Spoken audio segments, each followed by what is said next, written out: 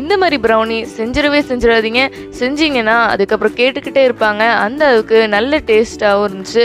அது செய்கிற மெத்தடும் ரொம்ப ஈஸியாக இருந்துச்சு. ப்ரௌனி செய்கிறதுக்கு மைதா, கொக்கோ பவுடர், வெனிலா எசன்ஸ், முட்டை, சீனி, சாக்லேட், பட்டர் இதெல்லாம் தேவை. இனிமேல் இந்த சாக்லேட்டையும் பட்டரையும் சேர்த்து டபுள் பாயிலிங் மெத்தடில் மெல்ட் பண்ணிவிட்டு சுகரை மிக்சியில் போட்டு அரைச்சிட்டு அதை 2 முட்டை கூட சேர்த்து நல்லா பீட் பண்ணுங்கள். அது நல்லா நுர வர்ற வரைக்கும் நல்லா பீட் பண்ணிக்கிட்டே இருங்க. இப்போ இதில் மைதா மாவு, கொக்கோ பவுடர், கொஞ்சம் பேக்கிங் பவுடர், கொஞ்சம் உப்பு போட்டு நல்லா மிக்ஸ் பண்ணணும். நல்லா மிக்ஸ் பண்ணிவிட்டு அது கூட நம்ம ஏற்கனவே டபுள் பாயிலிங் மெத்தடில் மெல்ட் பண்ணி வச்சிருந்த சாக்லேட்டை ஊற்றிட்டு அதையும் நல்லா மிக்ஸ் பண்ணணும்.